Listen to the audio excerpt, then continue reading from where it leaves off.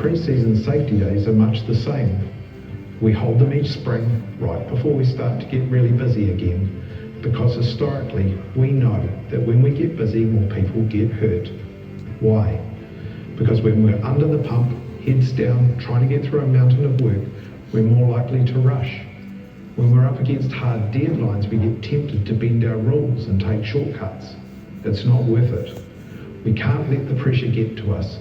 No job, no deadline, no amount of pressure is more important than making sure that we're all around for the December holidays, lazy barbecues, beach cricket, and good times with the people we care about at New Year's. Along with the pre-planning work that's part of this year's Safety Day, we're asking everyone to spend some time going over our 3 key defences. Number 1, our life-saving rules. 2, our stay safe questions. And 3, pushing pause when things don't look or feel right. When we use our 3 key defences on every job, every day, we will prevent life-changing harm. It's that simple. This month, we rolled out our new Stay Safe program. It lines up nicely with Living Safely 2.0. And as part of today's session, we're going to give you an early look at some of the content. The video we're going to watch now takes us through our 3 Stay Safe questions and shows us how easy it is to use them. These 3 questions help us spot risks and figure out how to deal with them before they have the chance to hurt us.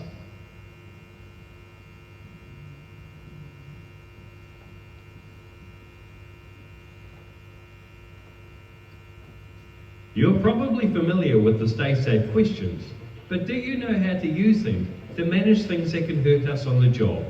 First, we need to understand what hazards and risks are. After that, we can use the Stay Safe questions to help keep things safe. Here's a simple version. A hazard is anything that could cause harm. Think of this rock. Right now, it's on the ground. It's just a hazard.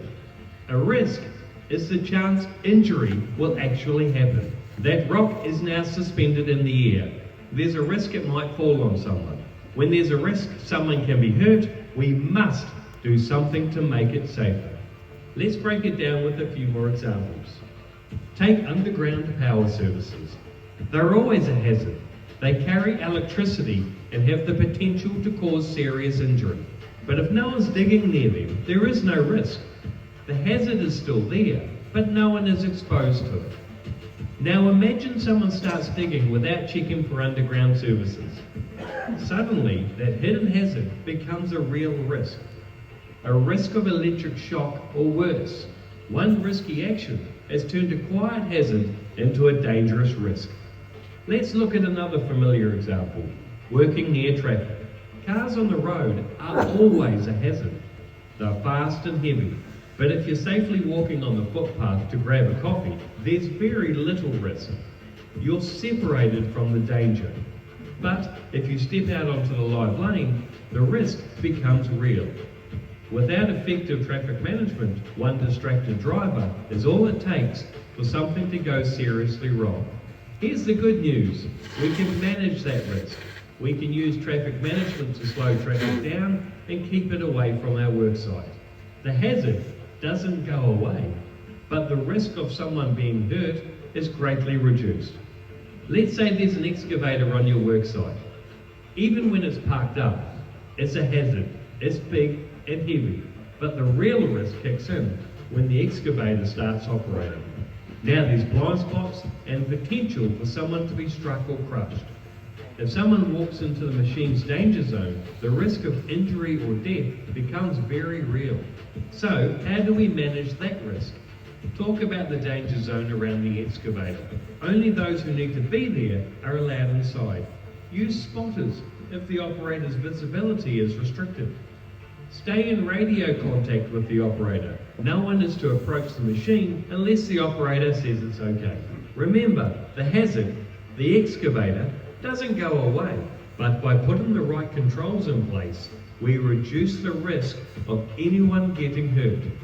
So how do we actually manage risk in our day-to-day work? The best tools we have isn't just equipment or barriers, it's you. And it starts with asking the right questions. The stay safe questions. What am I doing? We first need to talk about the job and how we're going to do it. Take your time, look around and ask, what could go wrong?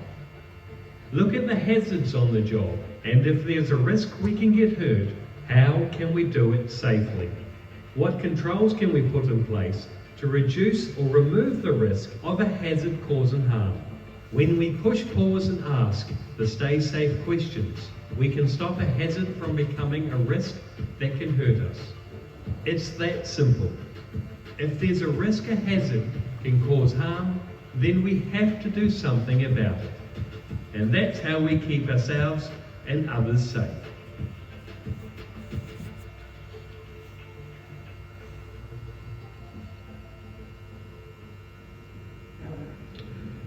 Please take a moment now in your groups or with the people around you to talk about your own work.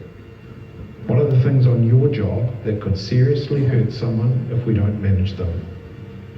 How are we going to control these hazards so that we can do our jobs safely? Please keep these conversations real. Be honest and think hard about the practical things we can do to prevent injuries. Why? Because no matter how busy we get over the next few months, nothing is more important than your safety and the safety and the lives of your workmates. Thanks for being part of Safety Day 2025.